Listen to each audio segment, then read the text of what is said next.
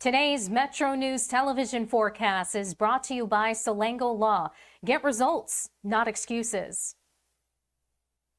Hey, welcome in. We have some quiet weather on tap today, and then second half of the weekend, I'll watch for some likely rain to return. Take this with a grain of salt because this is still a couple or a few days out, still some uncertainty, but some moderate to heavy and locally excessive rain is something we're watching.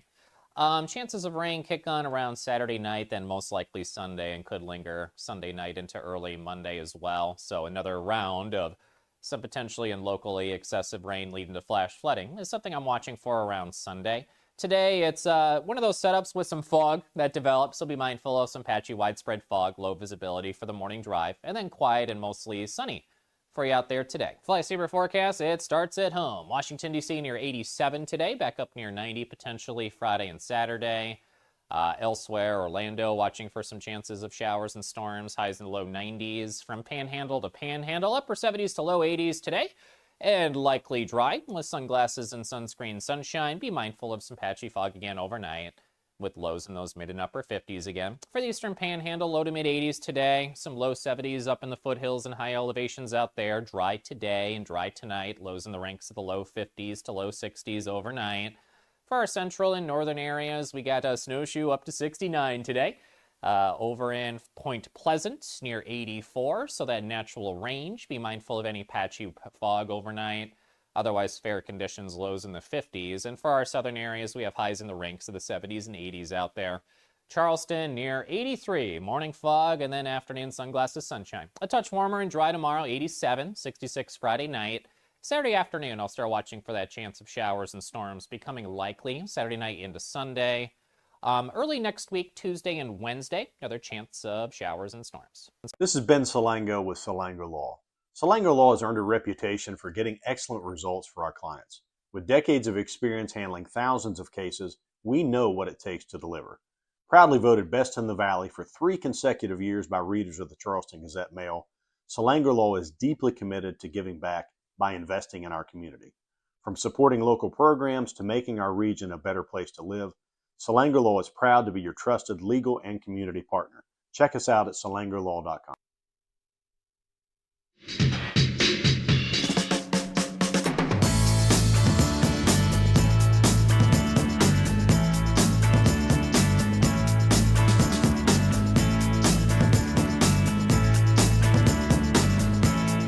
Coming up this morning on MetroNews Talkline, what happened to all the money for the school clothing voucher program? Also, are the machines becoming sentient? Maybe. It's MetroNews Talkline, and we are underway. Do not attempt to change the station. You are surrounded. We interrupt this program to bring you an emergency news bulletin. Repeat, this is an emergency bulletin. Keep your radio turned on. From the studios of WVRC Media and the Metro News Radio and Television Network, the voice of West Virginia, comes the most powerful show in West Virginia. This is Metro News Talkline with Dave Wilson and TJ Meadows. Check satellite uplink. Activated Telos telephone. Switch network control from Charleston to Morgantown. Stand by. Q Dave and TJ. You're on. Metro News Talkline is presented by Encova Insurance, encircling you with coverage to protect what you care about most. Visit Encova.com to learn more. Welcome inside the Encova Insurance Studios. Dave in Morgantown. TJ is in Charleston. And you are listening in on one of our great radio affiliates in and around the state of West Virginia, or watching in on the Metro News TV app, Facebook Live, and YouTube. We appreciate that as well. Gang's all here. Kyle Wiggs handling the phones for us this morning. Jake Link is on the video stream. You can be part of the program at 800-765-TALK, 800-765-8255, or you can text the show at 304-TALK-304.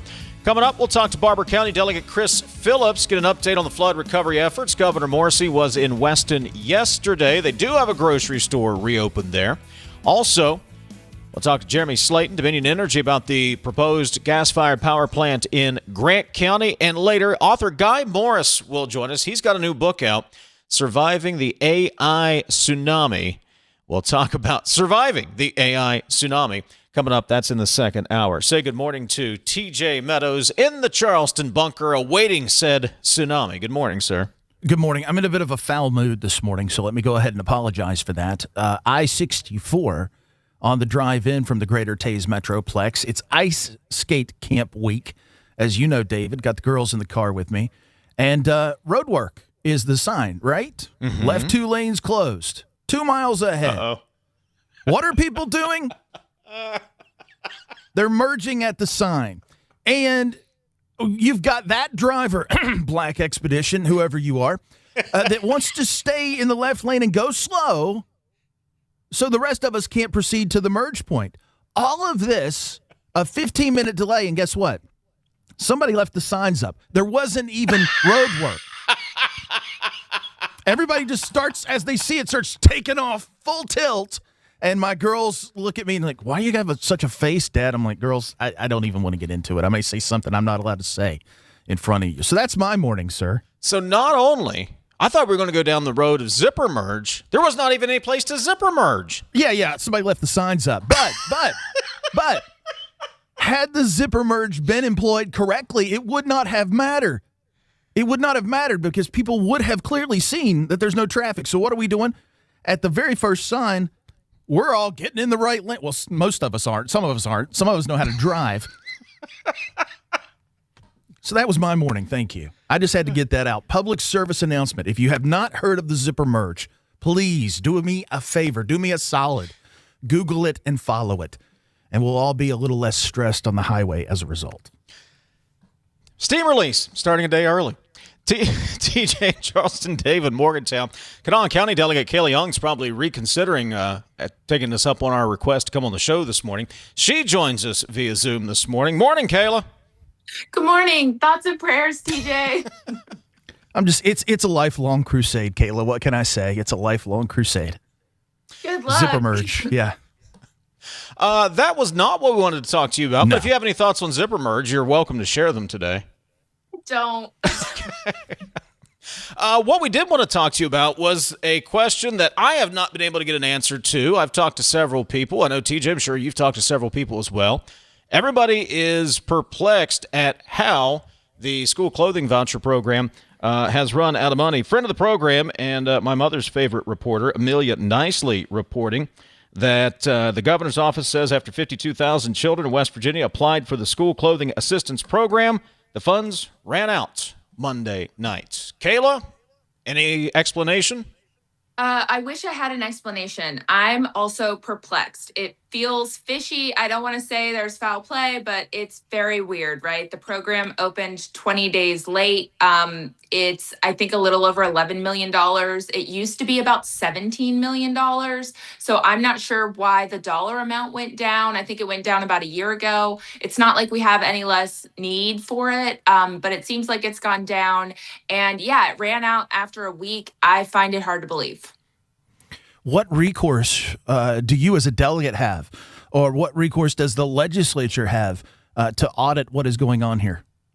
So we can ask for information. I know that the health committee has been asking for information, and it takes quite a while to get that information to figure out what's going on. We can also call them up during interim sessions. If none of that goes well, we can subpoena. Hopefully it won't come to that, but I know a lot of us want answers. It's not just me. This is a bipartisan effort to figure out how to solve this problem. I mean, I hope the governor, it's TANF funding, so it's a federal block grant. He can just move more money over there. I don't get it.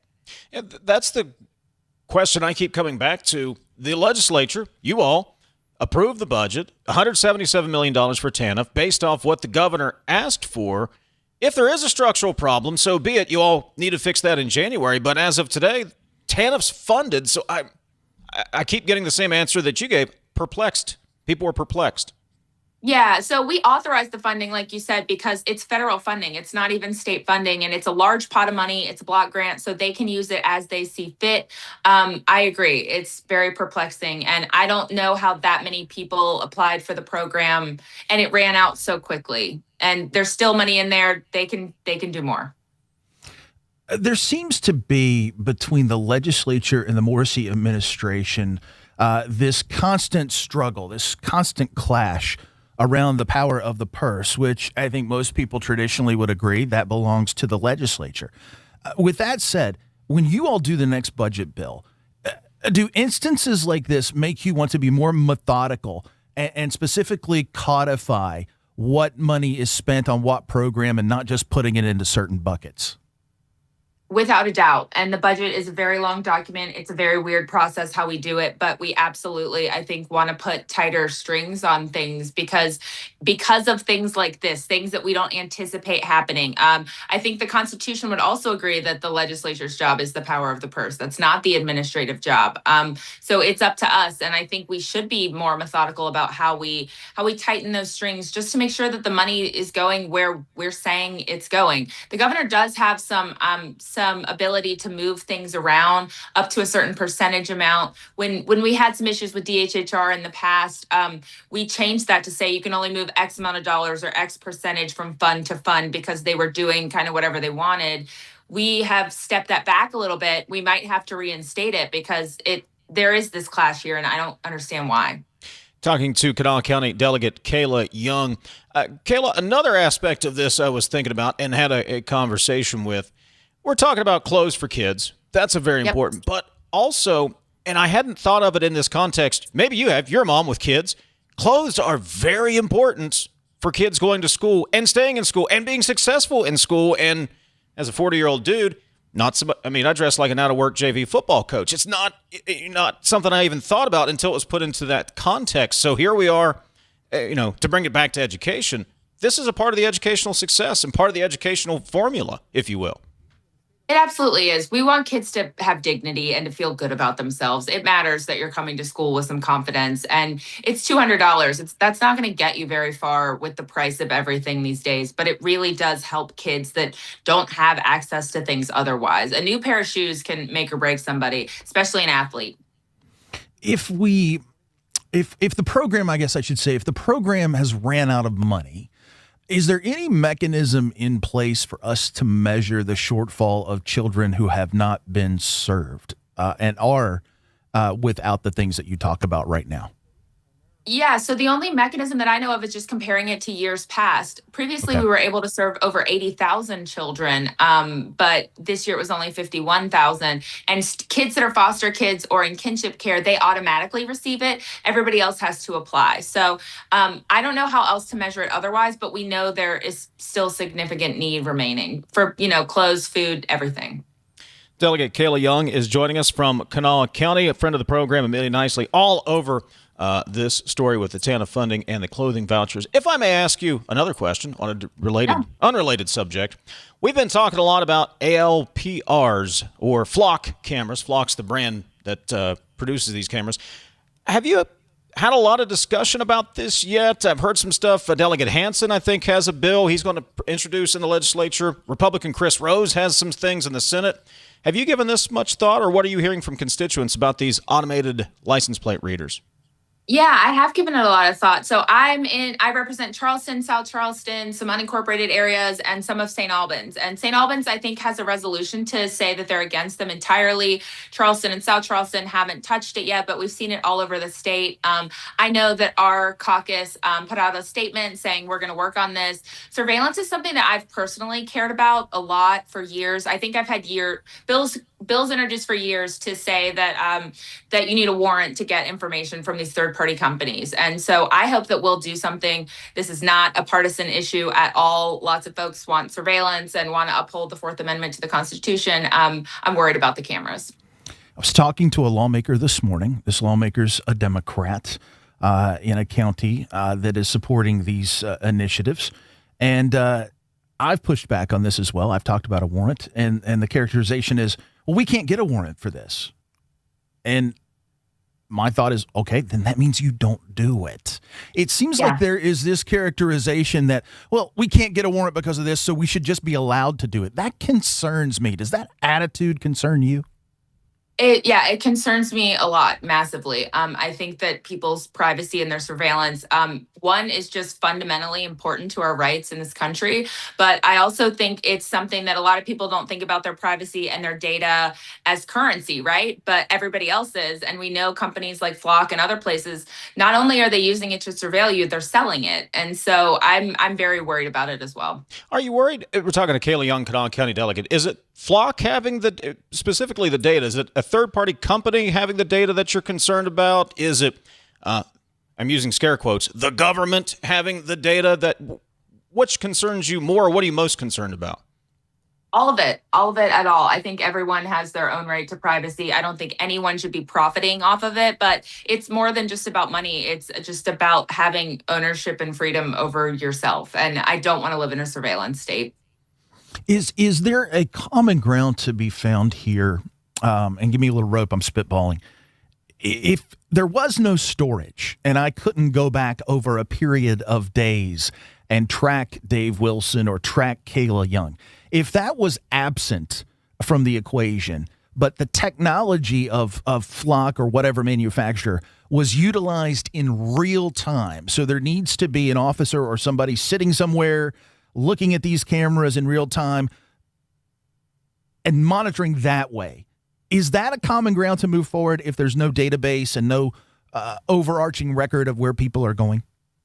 I mean, how would that work though? Because then if a camera sees a crime being committed and they can't store the data, one, is it going to stop the crime from happening? No, somebody's just going to be watching it. And then two, if there's no storage, then you can't actually use it as proof of evidence. I'm very against surveillance at all. Even, I don't want to turn into the United Kingdom that has cameras absolutely everywhere. We already have our phones in our pockets that know where we are all the time.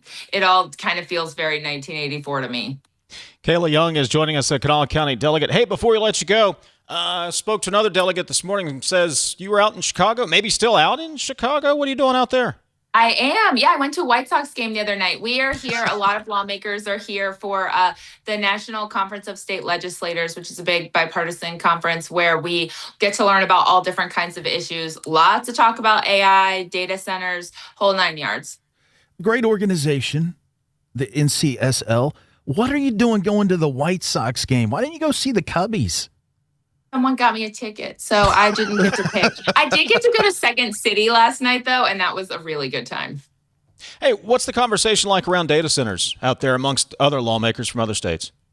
It's this exact same conversation we're having, except our bill is so different in 2014 that took away the local control. And so lots of folks have different levers that we don't have access to, but it's a lot of the same overarching conversations of just how do we solve this problem? The technology is moving so quickly. Kind of what do we do? Everybody's having these conversations.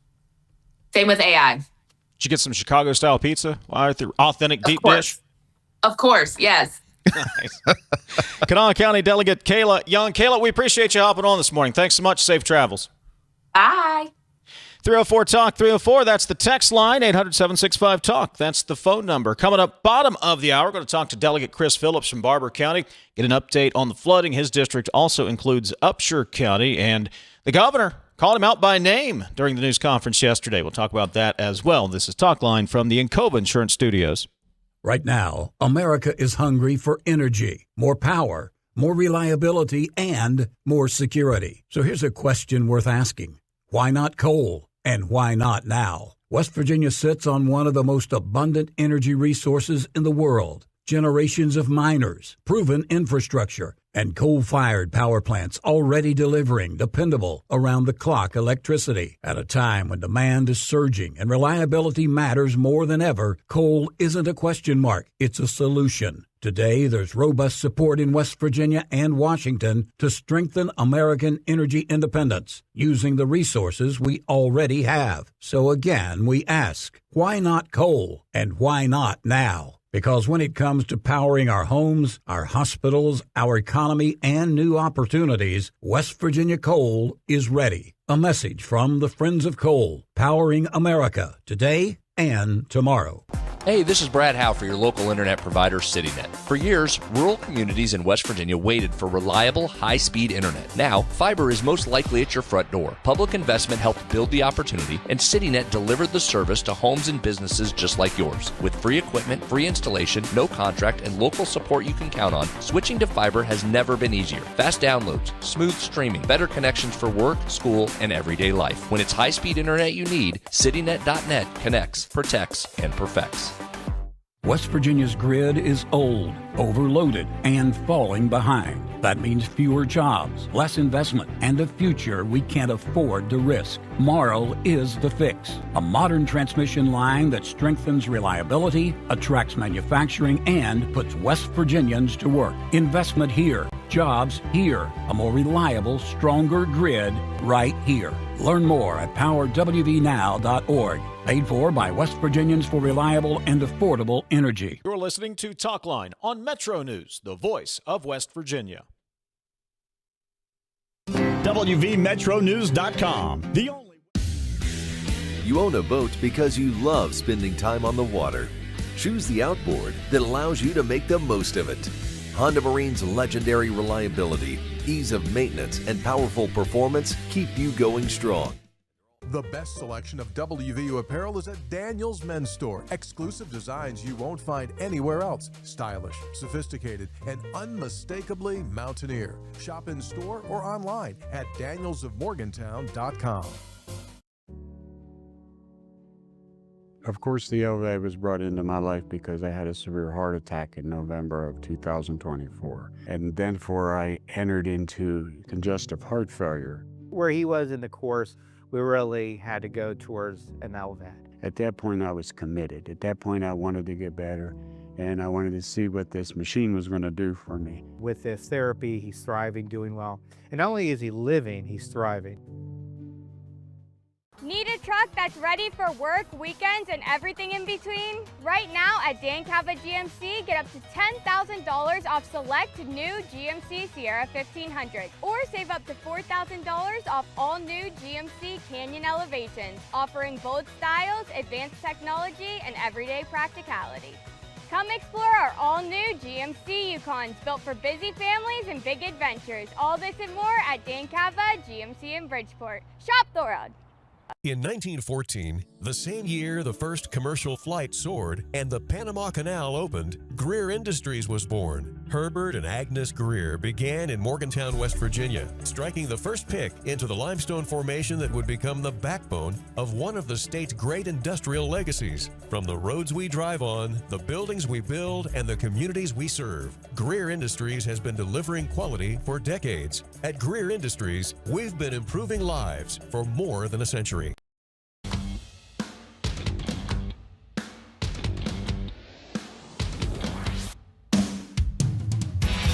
MetroNews Talkline is presented by Encova Insurance, encircling you with coverage to protect what you care about most. Visit Encova.com to learn more.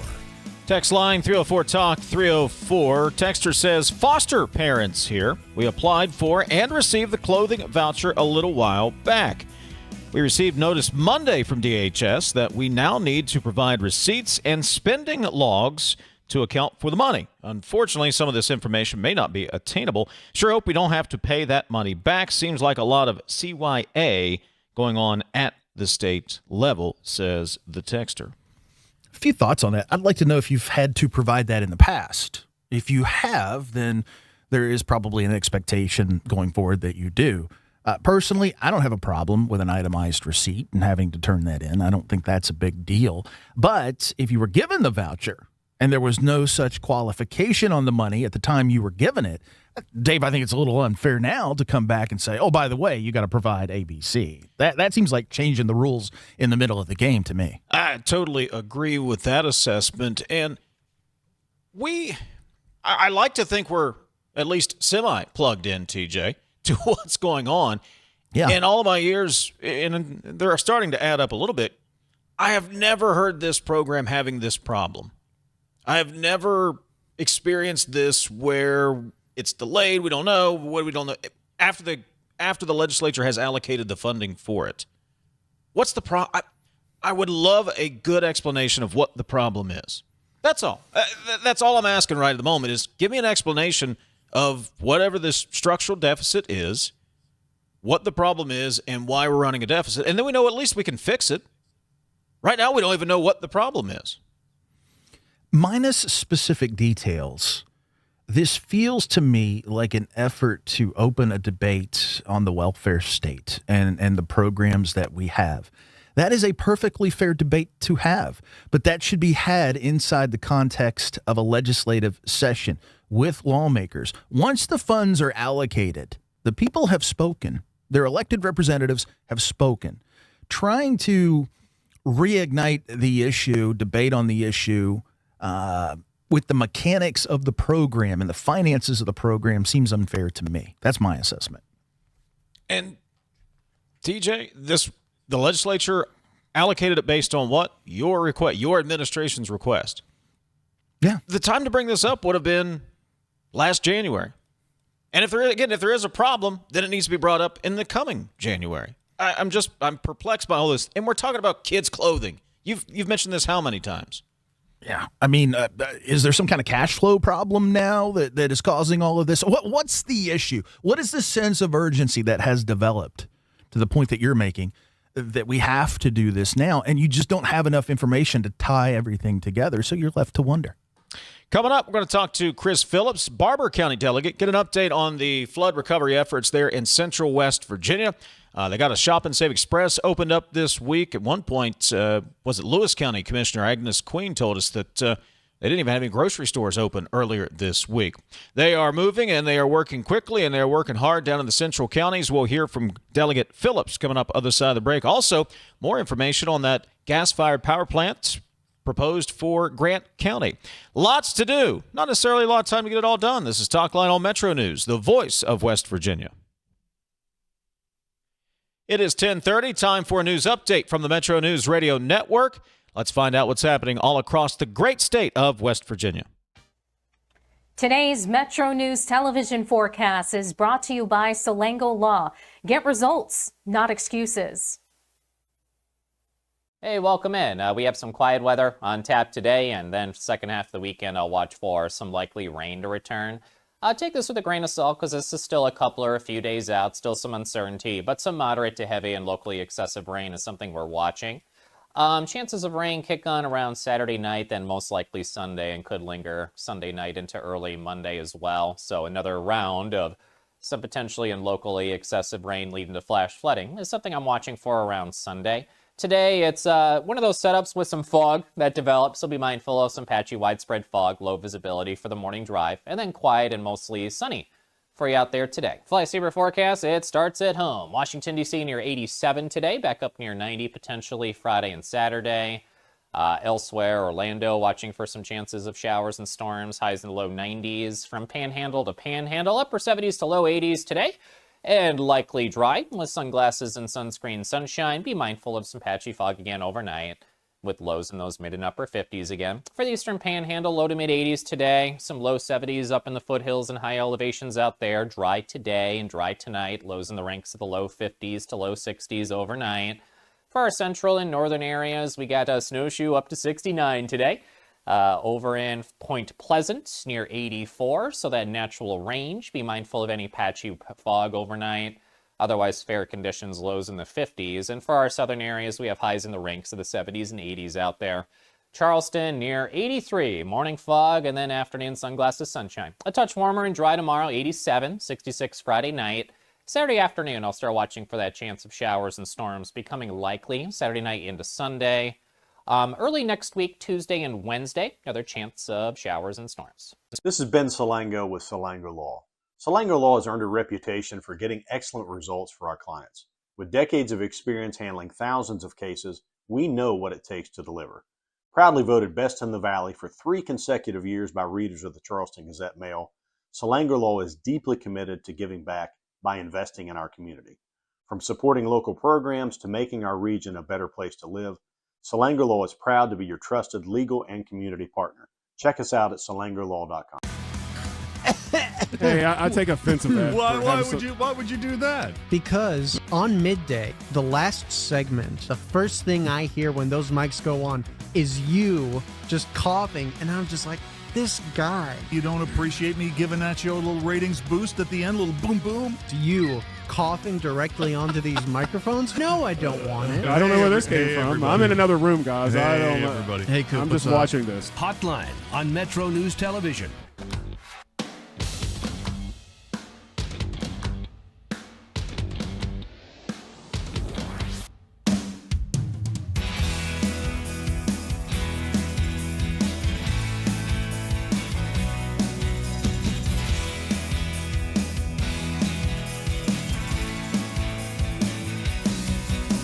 304 Talk 304 is the text line, 800 765 8255. That is the phone number. We'll talk about the proposed natural gas-fired power plants up in Grant County coming up about 10 minutes from now. Governor Morrissey was in Lewis County yesterday, was in Weston as flood recovery efforts continue. They've got a grocery store reopened in Weston. Shop and Save reopened earlier this week. Barber County Delegate Chris Phillips got pointed out by name by the governor yesterday for helping out in that effort. He joins us on MetroNews Talkline this morning. Chris, good morning. Thanks for joining us. Morning, Dave. Good to be with you. Absolutely. Glad you could take some time. So, first of all, you were in Weston yesterday. The governor was there. Give us a sense. How's morale and how are the cleanup efforts going? I think morale in the community is good. You know, West Virginia's tough, gritty people, and we're always up for the challenge, but it's a real challenge there. Weston got hit exceptionally hard. First day I drove into town afterward, I couldn't believe the watermarks above my truck. But the people there are really pulling together, and everybody's trying to do their part, and we'll get through this one too. Morning, Chris. It's TJ. Thanks for being here. Clearly not having any open grocery stores is an issue and a hardship. Talk to us about the process to get this Shop and Save Express reopened. It was a all hands on deck effort. Our company, we've got great people all across northern West Virginia, and we had store managers going in at 4:00 in the morning to open their store and come down and work extended shifts. Folks working all night, tearing apart refrigeration equipment, power washing, sanitizing, throwing away a lot of product. And it's really a group effort, but we've got a great team of folks that everybody pitched in, and we had employees from the store in Weston who had their own homes damaged who were still willing to come in and work shifts to try to get us back open. So we're fortunate. Barber County Delegate Chris Phillips, he's in the 68th District. That includes part of Upshur County as well. So, Chris, how high did the water get, or how much water got into the store? We had about 2 feet of water on the sales floor of the store, which the night the flooding started, my fiance asked about. She said, "Weston's looking pretty bad. Is your store going to be okay?" And I said, "Yeah, when we built it, we raised it up above floodplain. We'll be fine." And the next day I saw a Zodiac boat in our parking lot. So, wow. Was there any product that was able to be saved, or did you lose power as well, so didn't have refrigeration? I mean, was it a total loss? It was amazing. The water line on the transformer out back was about an inch from the top, and we never lost power in the store. Wow, you're lucky. Yeah, we lost a lot of refrigeration equipment, fans, and our whole front-end system, the point-of-sale system, all had to be replaced. But we were fortunate it wasn't much higher. Talking to Barber County Delegate Chris Phillips. So, put into perspective, how big of a task is that then to replace the equipment that you're talking about, let alone we'll get to, replacing the product, but just getting the store where you can have people safely come and go?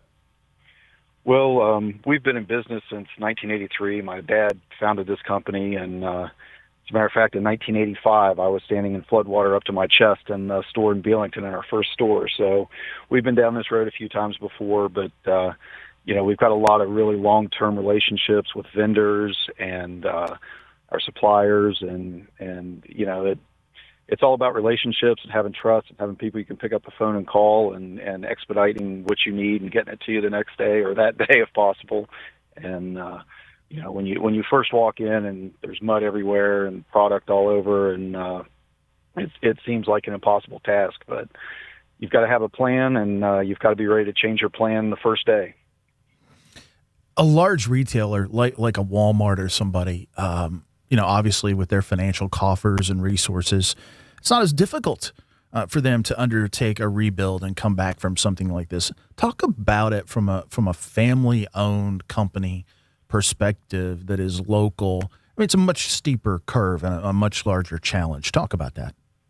Well, we certainly don't have the financial resources that Walmart does to come back, but we converted to an ESOP a few years ago, so the employees have skin in the game on this, and they've really taken well to that, and folks know, they've got a retirement plan coming out of this, and they want to make it a success, and having the employees actually own the business, they get that entrepreneurial spirit that they want to get things done, and they're not going to take no for an answer either, and it's really contributed, I think, to our recovery here, and what really was an amazing amount of time considering the damage that we had.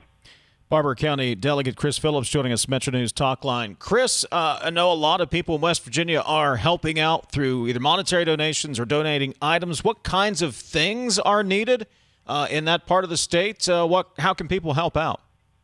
And the people of West Virginia have been so great. We've seen, there's folks driving up here feeding people and bringing cleaning supplies and helping people muck out basements. Probably the biggest, the easiest thing is monetary help with a trusted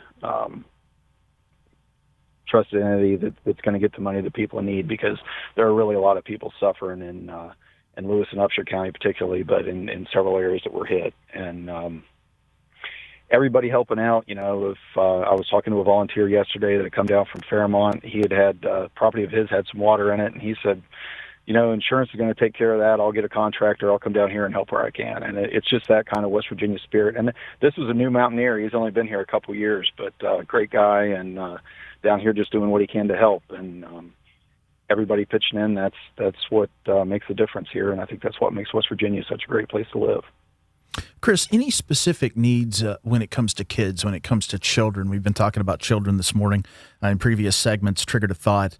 Anything that's emerging that folks may not typically think of that children are in need of during this time? Well, there are a lot of folks there. I heard yesterday in the meeting with the governor from the emergency managers down here that there are around 50 families that have been identified so far as homes are total losses. So they need everything, from clothes to school supplies here very soon. And it's really, and that's financial donations may not feel quite as personal, but they're obviously the most flexible in helping get everybody what their specific needs are. You can make a contribution if you like. You can go to our website, wvmetronews.com. Top of the homepage there, we have the link posted up. We're partnered up with Titan Roofing, Huntington Bank, American Red Cross. The link will take you through the American Red Cross. You can make a donation toward the recovery efforts. And Huntington Bank has offered to match those donations up to $25,000. That's, again, over at the website, wvmetronews.com. Chris, nice work. Give our best to all your employees, everybody there in Central West Virginia, and we appreciate you taking a few minutes with us today. We sure will, and thank you all so much for your help and everything that you've helped coordinate here, and folks appreciate it up here. Absolutely. Thank you. Chris Phillips, Barber County Delegate. And again, go to the website, wvmetronews.com.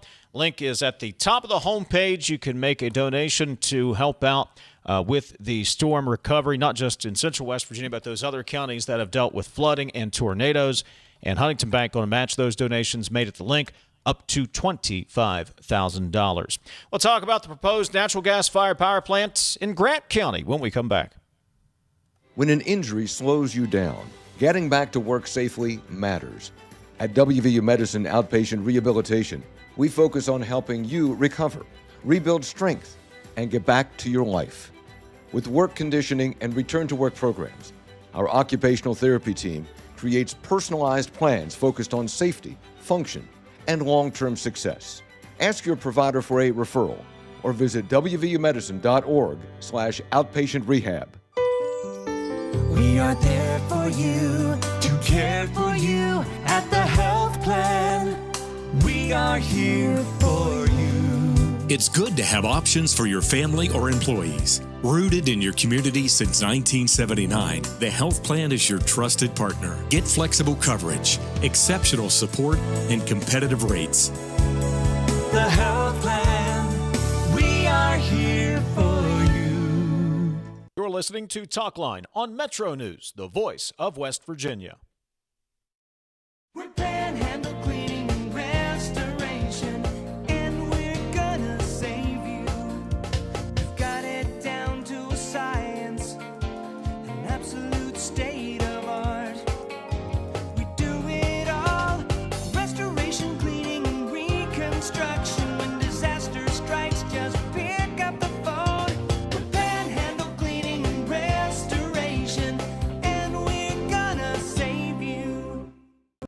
I had a severe heart attack in November of 2024. And then I entered into congestive heart failure. We really had to go towards an LVAD. And not only is he living, he's thriving. For over 20 years, Dan Cava Toyota World has been more than a dealership. We're family-owned, community-focused, and committed to taking care of our customers long after the sale. Our commitment doesn't stop when you drive off the lot. With factory-trained technicians and a service team you can trust, we're here to keep your vehicle running at its best for years to come. So when it's time to get your next vehicle, choose the dealership that's been serving the community for generations. Visit Dan Cava Toyota World in Fairmont. Shop the world. At Daniels Men's Store, exceptional style begins with a curated selection and finishes with a flawless fit. When it's time to buy a suit, Daniels is here to make sure yours is one of a kind. Discover tailored suits you'll only find in-store at Daniels. You own a boat because you love spending time on the water. Choose the outboard that allows you to make the most of it. Honda Marine's legendary reliability, ease of maintenance, and powerful performance keep you going strong. And they're all backed by the peace of mind protection of the industry's best limited warranty. Visit your Honda Marine dealer today and find out why it's more than an engine. It's your time on the water.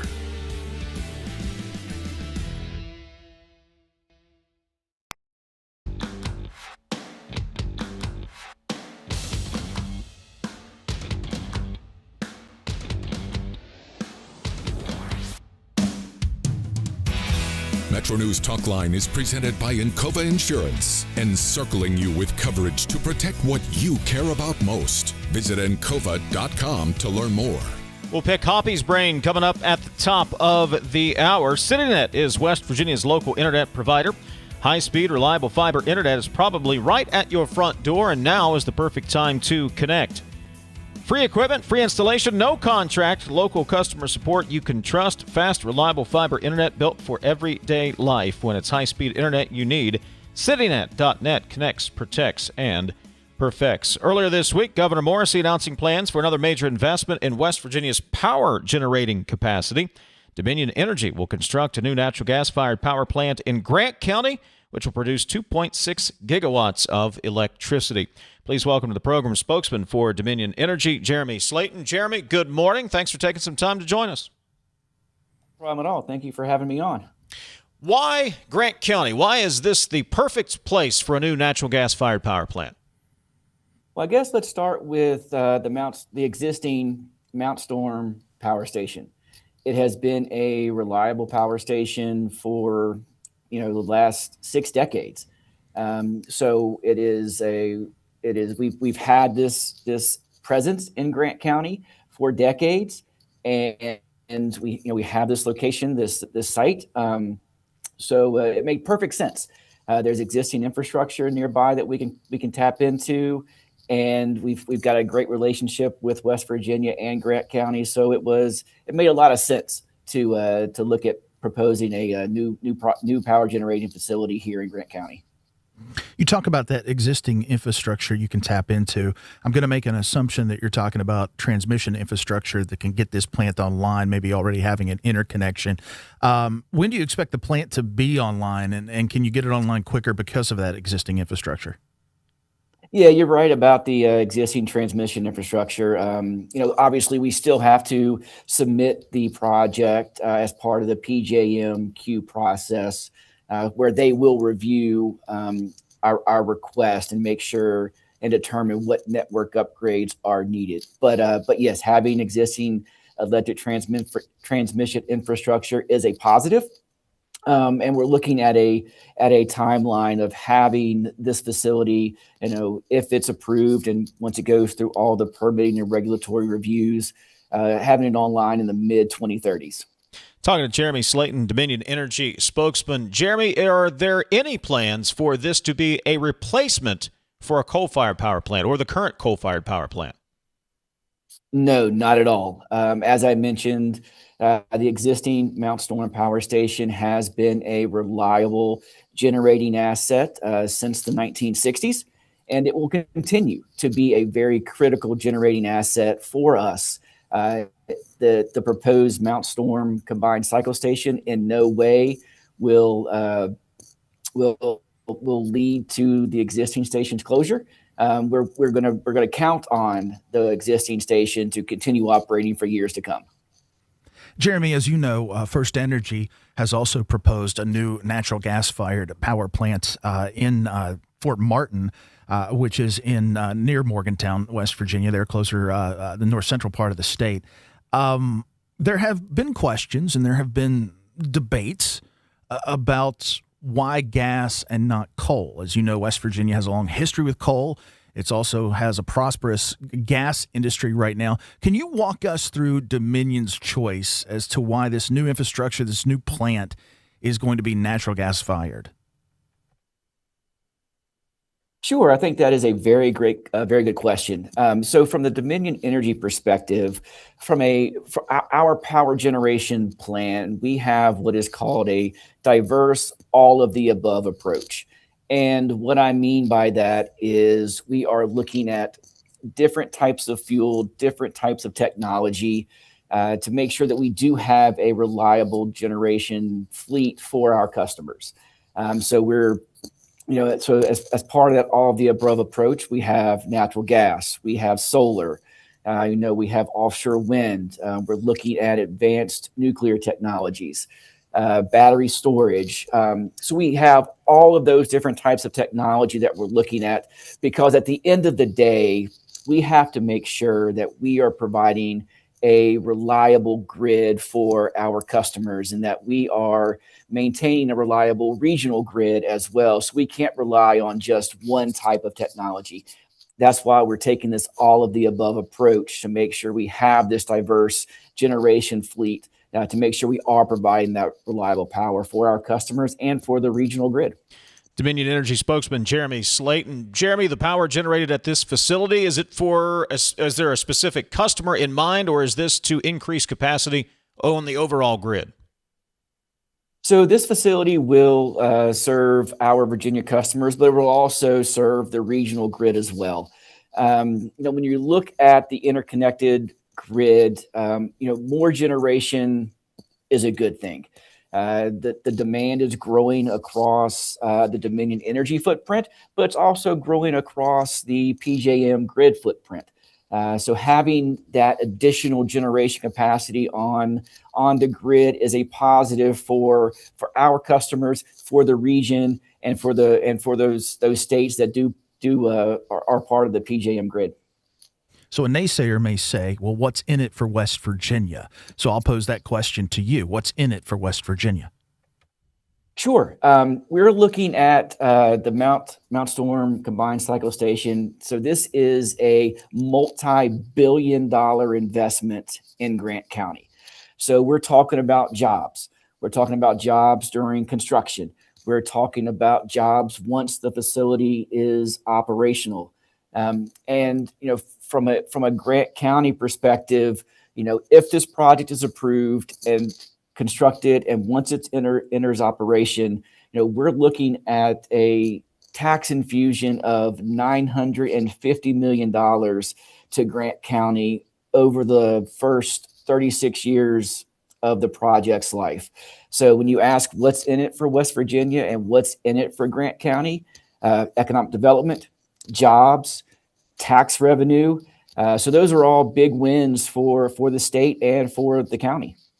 Dominion Energy planning to build a new gas-fired power plant in Mount Storm, a 2.6 gigawatt plant, planning to have that online by 2034. Jeremy Slayton, Dominion Energy spokesman, thanks so much for the time, and I'm certain we'll talk again hopefully between now and 2034.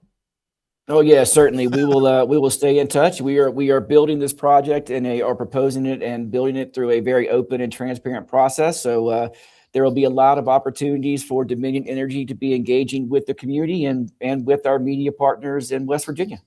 Jeremy Slayton, Dominion Energy. Thanks, Jeremy. Appreciate it.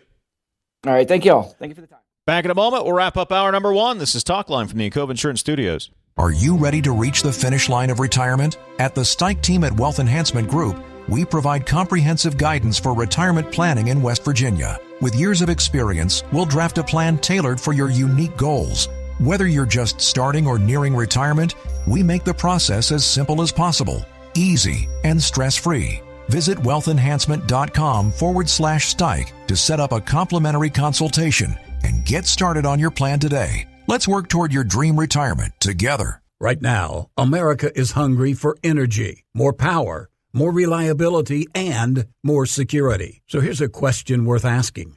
Why not coal? And why not now? West Virginia sits on one of the most abundant energy resources in the world. Generations of miners, proven infrastructure, and coal-fired power plants already delivering dependable, around-the-clock electricity. At a time when demand is surging and reliability matters more than ever, coal isn't a question mark, it's a solution. Today, there's robust support in West Virginia and Washington to strengthen American energy independence using the resources we already have. So again, we ask, why not coal? And why not now? Because when it comes to powering our homes, our hospitals, our economy, and new opportunities, West Virginia Coal is ready. A message from the Friends of Coal, powering America today and tomorrow. Picture a community where every space tells a story. Those are the communities we're designing at ZL Milne Architects and Engineers. With a blend of creativity and technical expertise, we design spaces that inspire, innovate, and ignite change. From cutting-edge educational facilities to community-centric gathering spaces, we're committed to improving lives through design. Let us help you shape a brighter future for generations to come. Because at ZL Milne, it's more than architecture. It's about building your legacy. You're listening to Talkline on Metro News, the voice of West Virginia. For over 20 years, DanCava Toyota World has been more than a dealership. We're family-owned, community-focused, and committed to taking care of our customers long after the sale. Visit DanCava Toyota World in Fairmont. Shop the world!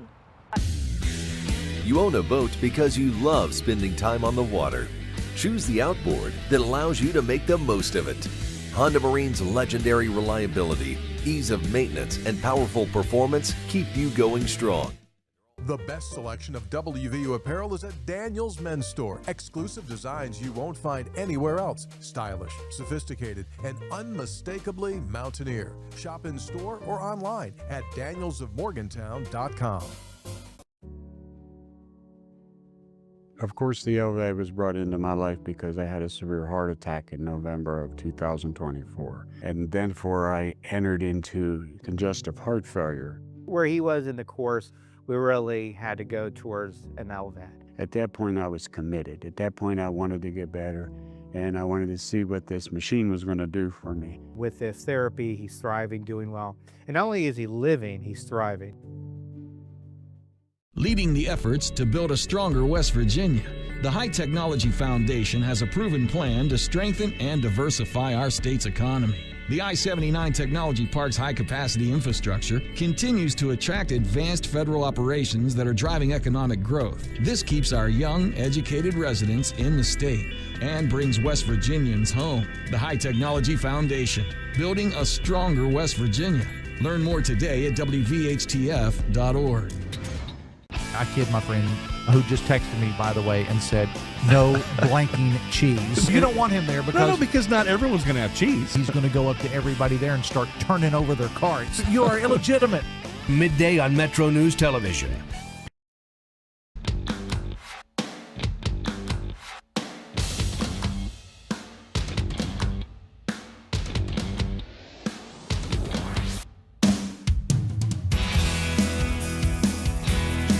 Jackpots are growing in West Virginia. Jackpots are on the rise every week. Powerball hits Mondays, Wednesdays, and Saturdays. Mega Millions lights up Tuesdays and Fridays. That's 5 chances a week to get in on life-changing jackpots. Play in-store and online. 18 plus to play. Please play responsibly. The Powerball jackpot is $707 million. Mega Millions jackpot is $50 million, so go ahead. Play today. A couple of texts here before the top of the hour. I live in Morgantown, but I am from Buchanan. I have been there a few times to help. I was just there yesterday. I was initially devastated by all the destruction, but it's so heartwarming and uplifting to see all the volunteers, neighbors, and National Guard working together to help those affected. Well said. Well said. Don't forget about the link at the website, wvmetronews.com, top of the page. That will direct you to the American Red Cross. You can make a monetary donation for the flood recovery efforts. Donations made at the link will be matched up to $25,000 by our friends over at Huntington Bank. Texter says, you should be in the right lane anyway unless you're passing. Zipper merge is the best, but truckers who want to be traffic cops like to illegally block the lanes that is closing, messes it all up, says the texter. I'm so bringing disco back, and you better know it. Texter says, let me tell you, I'm a Democrat. I've always been a Democrat, and I'll stay a Democrat in theory. But come the next governor's election, I will change my registration long enough to vote in the Republican primary and get rid of Governor Morrissey. Bring back Governor Justice. Too bad for all those needy families and the children aren't made out of coal, natural gas, or data centers. Then Morrissey and the Republicans would give them billions. I'm sure Morrissey and the Republicans will allocate some bootstraps for the lousy, mooching poor kids, says the texter. Hoppy Kercheval, go to join us a couple of minutes from now. We'll pick Hoppy's brain, and later, is Skynet happening? Are the machines coming for us? Look out, Sarah Connor. We'll explain. It's Talkline on Metro News, the voice of West Virginia.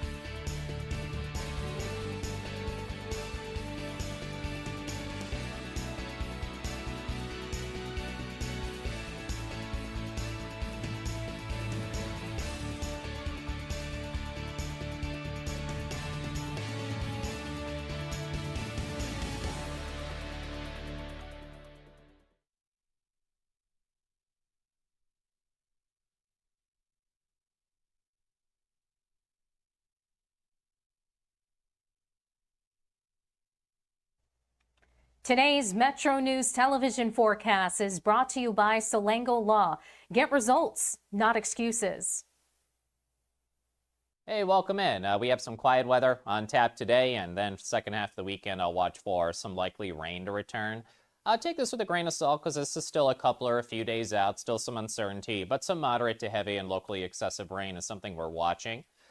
Chances of rain kick on around Saturday night, then most likely Sunday, and could linger Sunday night into early Monday as well. So another round of some potentially and locally excessive rain leading to flash flooding is something I'm watching for around Sunday. Today, it's one of those setups with some fog that develops, so be mindful of some patchy widespread fog, low visibility for the morning drive, and then quiet and mostly sunny for you out there today. Fly Saver forecast, it starts at home. Washington, D.C. near 87 today, back up near 90 potentially Friday and Saturday. Elsewhere, Orlando watching for some chances of showers and storms, highs in the low 90s. From Panhandle to Panhandle, upper 70s to low 80s today. And likely dry with sunglasses and sunscreen sunshine. Be mindful of some patchy fog again overnight with lows in those mid and upper 50s again. For the eastern panhandle, low to mid 80s today. Some low 70s up in the foothills and high elevations out there. Dry today and dry tonight. Lows in the ranks of the low 50s to low 60s overnight. For our central and northern areas, we got a snowshoe up to 69 today. Over in Point Pleasant, near 84, so that natural range. Be mindful of any patchy fog overnight. Otherwise, fair conditions, lows in the 50s. And for our southern areas, we have highs in the ranks of the 70s and 80s out there. Charleston, near 83, morning fog, and then afternoon sunglasses, sunshine. A touch warmer and dry tomorrow, 87, 66 Friday night. Saturday afternoon, I'll start watching for that chance of showers and storms becoming likely Saturday night into Sunday. Early next week, Tuesday and Wednesday, another chance of showers and storms. This is Ben Salango with Salango Law. Salango Law has earned a reputation for getting excellent results for our clients. With decades of experience handling thousands of cases, we know what it takes to deliver. Proudly voted best in the Valley for 3 consecutive years by readers of the Charleston Gazette-Mail, Salango Law is deeply committed to giving back by investing in our community. From supporting local programs to making our region a better place to live, Salango Law is proud to be your trusted legal and community partner. Check us out at salangolaw.com.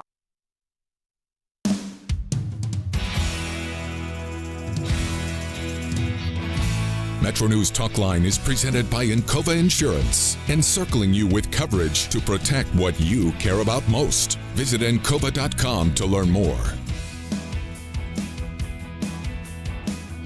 Hour number 2, Metro News Talkline. We're in the Encova Insurance Studios. Good morning once again to our great radio affiliates in and around the state of West Virginia. And if you're watching in on the Metro News TV app, Facebook Live, or YouTube, don't forget, download the app, put it on your mobile device and your smart TV, and catch all of the great Metro News programming that is available. Coming up, Hoppy will join us a couple of minutes from now, bottom of the hour. We'll talk to author Guy Morris. We'll be talking AI. He has a new book out, The AI Tsunami, a survival guide for humanity. We'll talk to him bottom of the hour, and we'll make time for your text and phone calls. You can always give us a call at 800-765-TALK, 800-765-8255. Text the show at 304-TALK-304. We read them all. Most of them make it on the air, and some we even personally respond to. We'll get some of your texts coming up in just a little bit. Say good morning, TJ Meadows, who is in the Encova Insurance Studios Southern Division. Morning, sir. Good morning. Lower third on my monitor, Dave. Netanyahu, a quote, Trump is in charge. He's calling the shots on the war. So there's that. Oh, we're talking Fauci on one of the monitors here. Another, Poland blames Russia for firing a missile into territory. Yeah. 9 killed last night in the latest Ukraine strike on Russia. So there you go. It continues, man. War everywhere.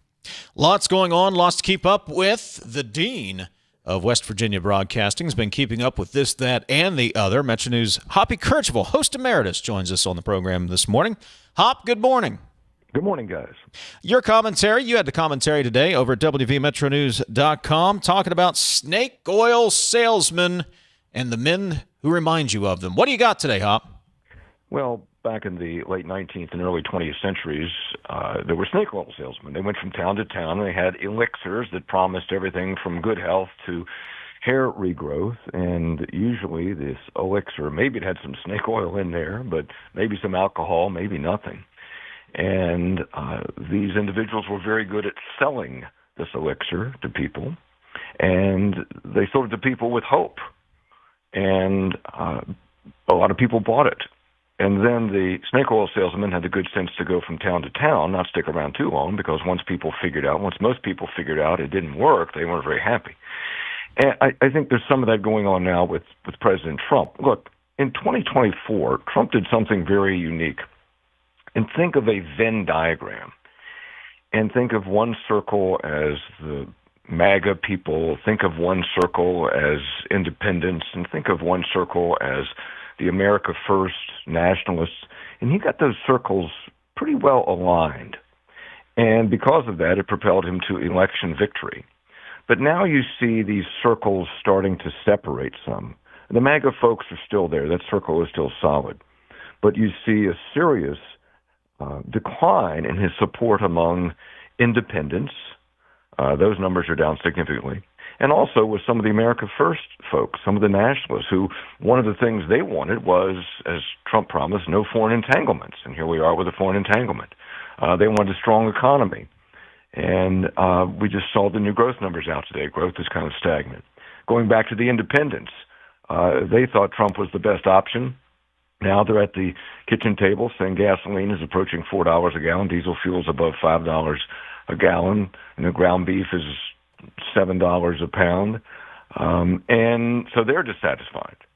So these circles have begun to separate, and when that happens, a lot of these individuals, not MAGA folks, they're all in, but are less likely to buy what Trump is selling. And I think that's happening with this administration and with Republicans and independents in general. And to play that out, what's going to happen next? Because Trump soon will be, he can keep himself in the news, but pretty soon Trump's going to be old news. And it's going to be, can J.D. Vance bring those circles back together? Or will this party, this Republican Party, do what parties do occasionally, and that is seek to reinvent itself or go in a new direction? So, Hoppy, if Trump is this P.T. Barnum president, that's the way I kind of characterize it based on what you wrote, and I don't disagree. Is it the fact that we as Americans are suckers and we fell for it, or is there an institutional problem here in that the safeguards of the Constitution and how we elect our leaders should have borne that out, and it didn't happen this time? Well, Trump sold himself, right? What's Trump's political currency is himself.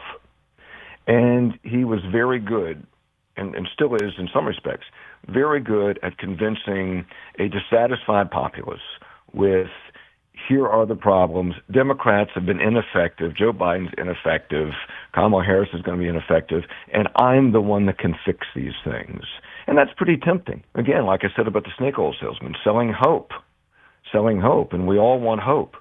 And then you start to see, well, some of these things aren't going to work out as promised. So we weren't suckers. The Democrats failed. The Democrats failed to answer the needs of people. And we, a majority, bought into what Trump was selling. But when more people find out that what he's selling is not coming to fruition, then people start to drift away.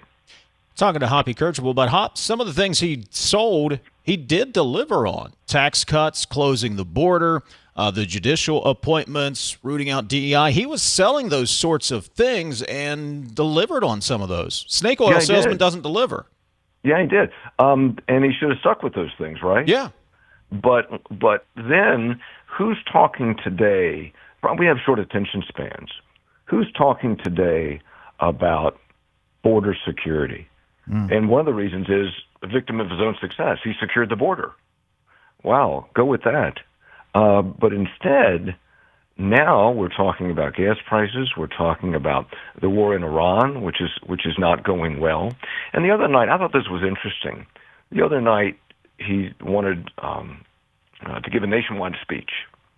And, the president's going to give a nationwide address. It must be something significant. And it was a rehash of complaints about the 2020 election and casting doubt on the ability of this country to have a fair election. and it landed with a thud. I mean, that didn't resonate, and it put Republicans. The big thing politically was it put Republicans in leadership positions in an awkward position. Did they want to come out and go, yeah, we can't trust our elections? No, they didn't want to do that. They didn't want to talk about that. They want to talk about issues that most Americans are concerned about. They don't want to come out and go, yeah, I'm not sure if our elections are going to be fair. And you see, in the Senate, you see John Thune reluctant to follow Trump's demands to take up that Save America Act. The president does not know how to take a W. He doesn't know how to take a win. And to your point, the border happened very quickly, and I don't think he anticipated that. And rather than sit back and take the W, he needs the game, I think, Hoppy. He needs the chase. And if he doesn't have that, he's not in it, and it doesn't feel satisfying to him. So we create these other issues. And then meanwhile, you've got a guy who has obviously profited off of the presidency. I mean, can you imagine the American people if Obama had a meme coin and had profited how much ever money Trump has made off of that? It's not presidential. I'm sorry, it's not presidential. Well, and some of those things, look, if for the MAGA folks and a lot of diehard Republicans, it's not going to matter. But for the percentage that helped elect Trump, it does. And these are the kinds of things that hurt him and hurt Republicans. I might also add, though, that this does not guarantee, we'll see what happens with the midterms, but this does not necessarily guarantee a win for the Democrats, because what are the Democrats doing? They're in this post-Obama era where they're trying to figure themselves out, right? I mean, you have the rise of now Democratic socialists, and so the Democratic Party has to figure out what it is and what it stands for. And there's no guarantee that the pendulums are going to swing back the other way unless Democrats can coalesce around an idea and ideals. You know, Hop, I want to go back to you. In your explanation there brought up, can J.D. Vance, bring these circles, bring the Venn diagram together, or something like that? And and I thought in my head, the answer's no. And if he tries, he's going to fail. Look, Kamala Harris tried to, Democrats have tried to reconstitute the Obama coalition since he left office. They haven't been able to do it. He was a once-in-a-lifetime talent. Trump is his own political talent. If Republicans try to rebuild the Trump coalition, whether that's Vance or somebody else, I don't think that's going to – you've got to build your own coalition, whatever that may be, right? I don't know. I'm going by the history of what got Trump elected. And if the Republican Party is splintered among if the America First crowd is disenchanted with whoever the nominee is, and the MAGA crowd doesn't like, look, there's hardcore Republicans who are always going to vote for the Republican. Doesn't matter who it is. Doesn't matter, and that's a percent, whatever that percent is, 40% or 50%, whatever it is. And then you have to get these other groups, and Trump did that. Can somebody else do it? I don't know, but that would be the goal. May I ask you a personal question? Do I want to do a Fauci and take the Fifth Amendment here? I'll give you an out. Okay. I mean, look, you know the text line, and you hear people call in, and they criticize you for having Trump derangement syndrome. You write your opinion anyway. Why do you do that? Well, I think it's important. I have a friend that says, when he says something unpopular, truth on the gallows, and that's kind of what I live by. And look, nobody likes getting ripped, but I feel that I don't take these things lightly. I don't sit down and go, oh, I'm just going to rip Trump today. But I think that what I wrote today I think has validity. But I get it. I know it's not popular, and but that I have a platform, and I think some of these things should be said, and I'll live with the consequences. Host Emeritus joining us, Hoppy Kercheval. Did you watch, obviously, you heard the news reports. Did you watch any of the Senate hearing yesterday, pleading the Fifth? I listened some, read about it, and I have a couple observations about that. One is that Fauci really, really disappoints me. I was listening a lot to him, like a lot of people were, 2020, 2021, and I do believe that our news organization, my show, and Governor Justice Clay Marsh and others pushed out relevant and helpful information that saved lives. It wasn't perfect because it was a black swan event, and everybody was trying to figure out what to do. And I think in West Virginia, people did the best they could and operated with the best information they had. It appears in hindsight that we put too much faith in Fauci, and there was a difference between sometimes what he said publicly and what he was thinking privately. What bothers me a lot is that in these diary entries, how much he enjoyed the spotlight. You would like to think that somebody in that position, given the magnitude of that event, would be humbled by the responsibility. Instead, he seemed to relish the attention that was foisted upon him by a willing media, probably me included, seemed to really relish that attention. And that leaves a bad taste in my mouth. Can we learn from this, and should we be persuaded by Fauci or even Chris Pritt that you really don't know someone? We're really not capable of knowing any more than a handful of people, according to the research I believe, or I've seen rather, and I believe it. Should that somehow create a lens that we use when we listen to our public officials, when we listen to the Dr. Fauci's of the world? Well, when you're, I think at that time we were all desperate for information, and so we migrated toward this individual. Mm-hmm. That's not to say that we should have listened to people who said inject yourself with crazy stuff. But look, there's an old saying in journalism: if your mother says she loves you, check it out. So we probably could, we could be more discerning. I think a big question too is we still don't know the origin of the virus. Yeah.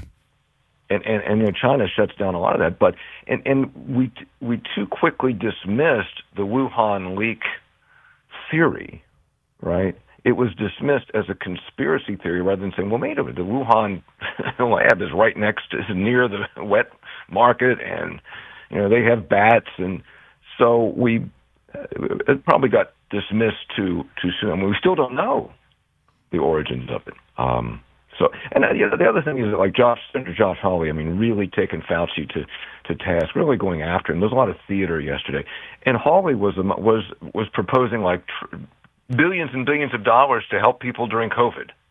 I mean, he bought in. So there was a lot of theater going on yesterday, that's for sure.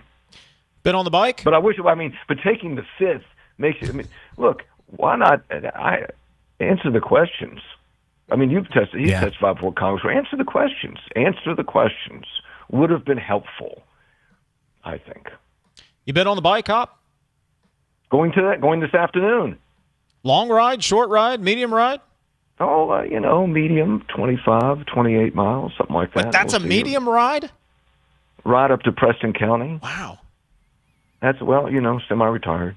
Pedal up the hill. And you're doing that with terrain, too. I mean, we're not talking flat terrain here, so you're getting a workout. No, it's not that. It's an old railroad line, so it's not that. It's a little gradual. Okay. It's not that bad. Good coverage on the Pritt thing. I listened to you all and also covered this, read the stories.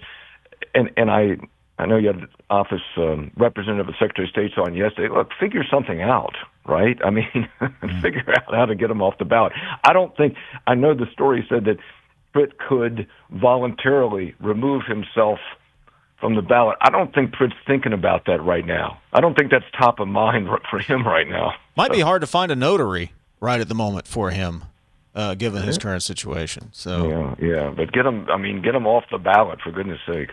Read Hoppy's commentary over at the website, WVMetroNews.com. Enjoy the bike ride, Hop. Always appreciate it. Thanks for having me on. I appreciate it, guys. Back in a moment. This is Talkline from the Encova Insurance Studios. Building a stronger West Virginia isn't just a dream, it's a mission. The High Technology Foundation knows economic diversity is the key. For over 30 years, they've been dedicated to transforming the state's economic landscape. Conveniently located in the heart of West Virginia, innovation, growth, opportunity, all under one roof.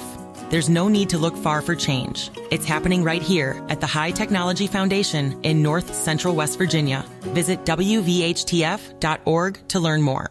They say you can't take the lottery with you. But now, you can play anywhere, anytime with iPlay, the West Virginia Lottery's official app. From Cooper's Rock to the Greenbrier River, from the bleachers to your living room, iPlay goes where you do.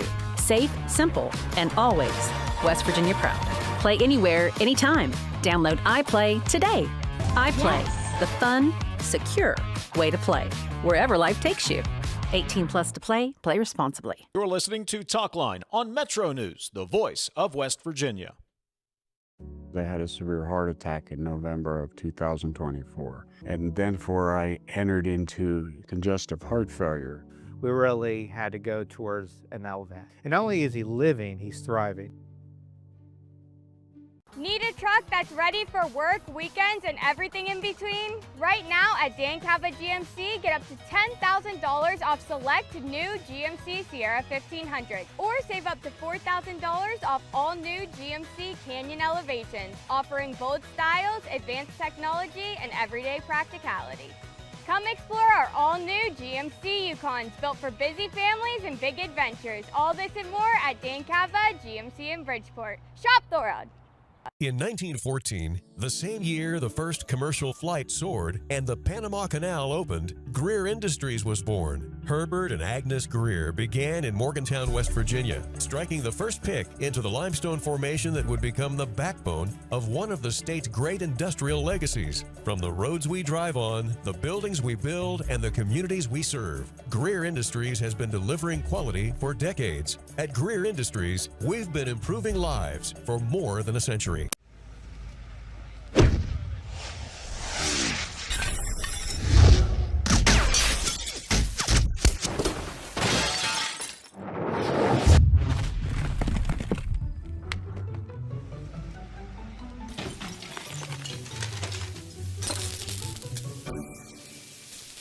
I'm Sean Kovich, Mountaineer Golf Coach. When disaster strikes your home, business, or golf game, call the restoration company the Mountaineers call. Panhandle Cleaning and Restoration. At Daniel's Men's Store, exceptional style begins with a curated selection and finishes with a flawless fit. When it's time to buy a suit, Daniel's is here to make sure yours is one of a kind. Discover tailored suits you'll only find in store at Daniel's. The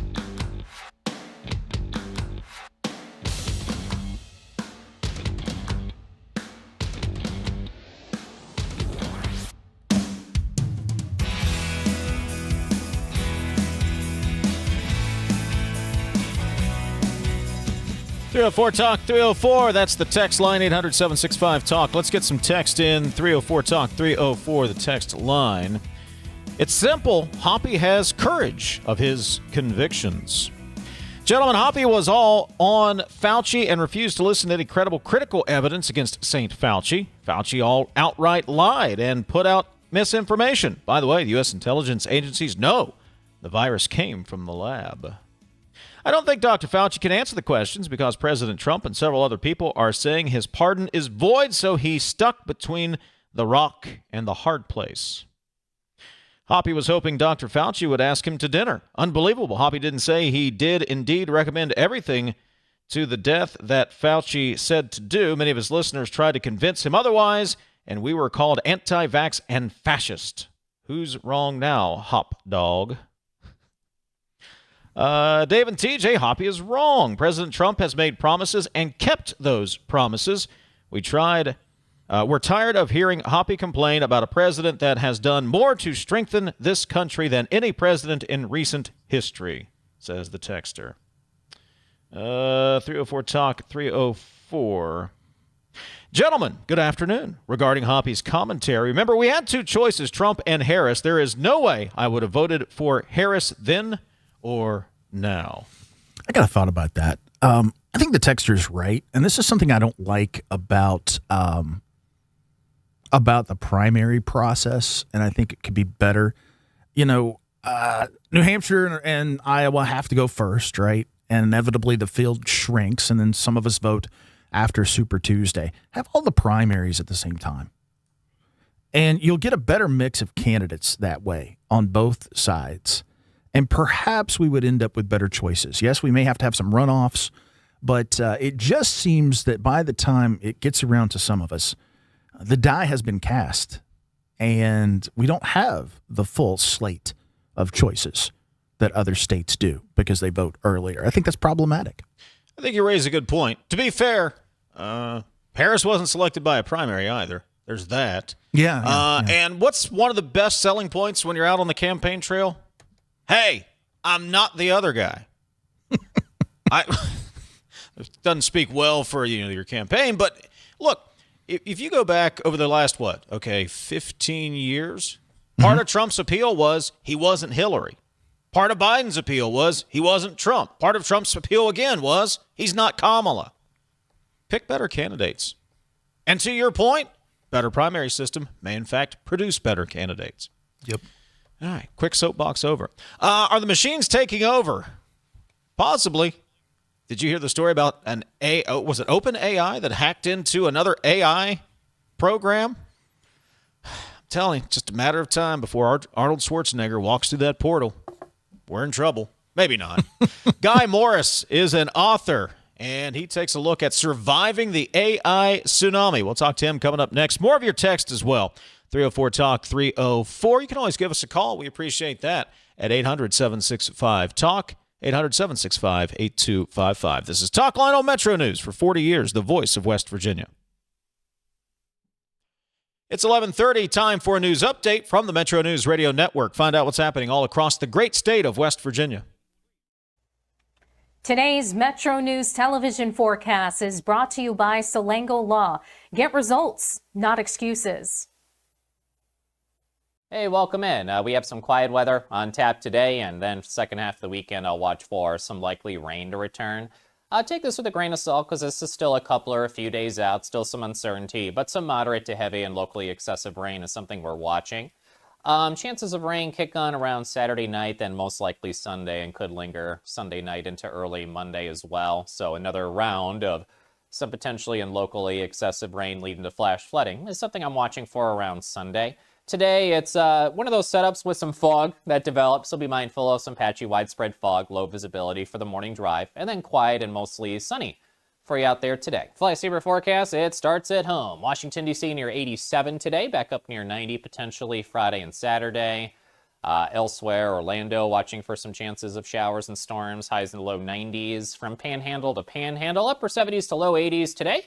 And likely dry with sunglasses and sunscreen sunshine. Be mindful of some patchy fog again overnight with lows in those mid and upper 50s again. For the eastern panhandle, low to mid 80s today. Some low 70s up in the foothills and high elevations out there. Dry today and dry tonight. Lows in the ranks of the low 50s to low 60s overnight.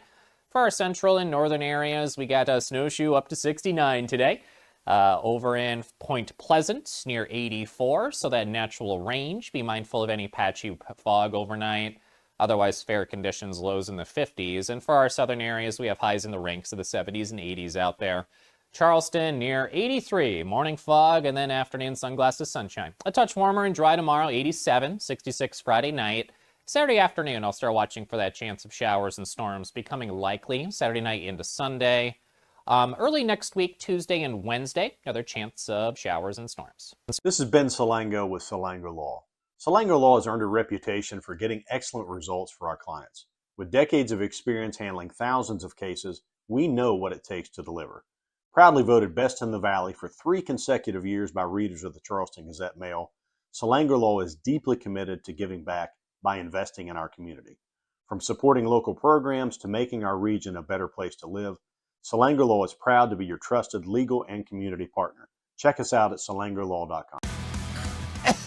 Hey, I take offense of that. Why would you do that? Because on midday, the last segment, the first thing I hear when those mics go on is you just coughing, and I'm just like, this guy. You don't appreciate me giving that show a little ratings boost at the end, a little boom boom? You coughing directly onto these microphones? No, I don't want it. I don't know where this came from. Everybody. I'm in another room, guys. I don't know. Everybody. Hey, Coop, I'm just what's up? watching this. Hotline on Metro News Television.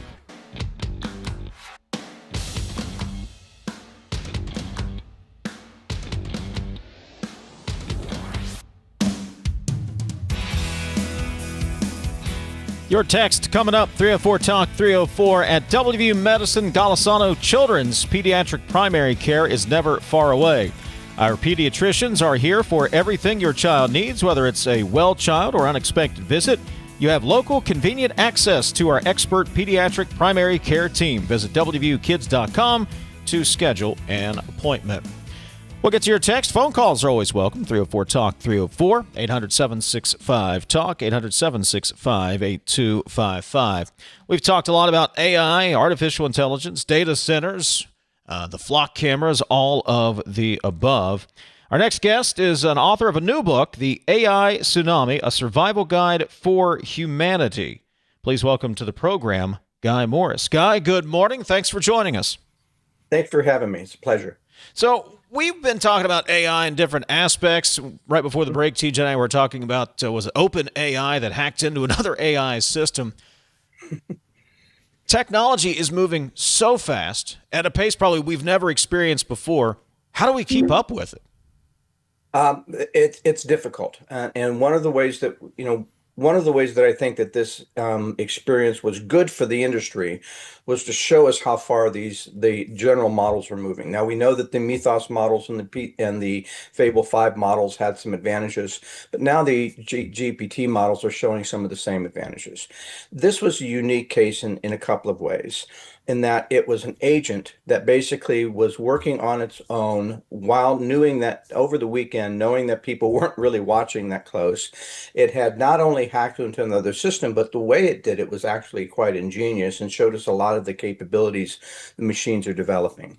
Now, it was good because now it's important for people to understand that they had intentionally taken off some of the guardrails and some of the normal protectors that we would put on these applications before it goes into production or consumer use. So they were trying to test how far it could go. So this was an actual test to see, it's like, we're going to see how far this rocket will shoot. We're not going to limit it in any way, and let's see what happens.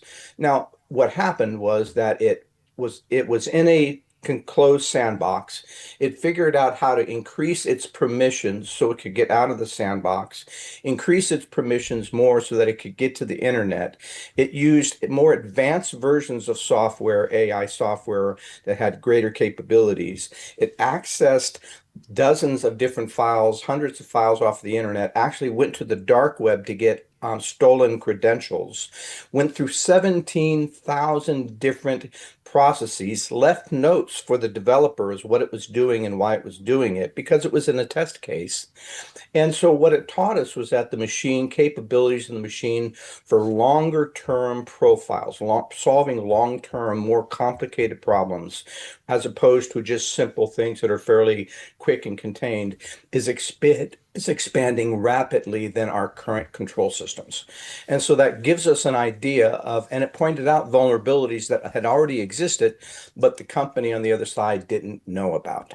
And so what we're learning is that these AIs, these particular AIs that are being tested, have the capability to go farther than our current developers are going in terms of what it can do, and that's pushing our abilities and our efforts to get control over that far even better.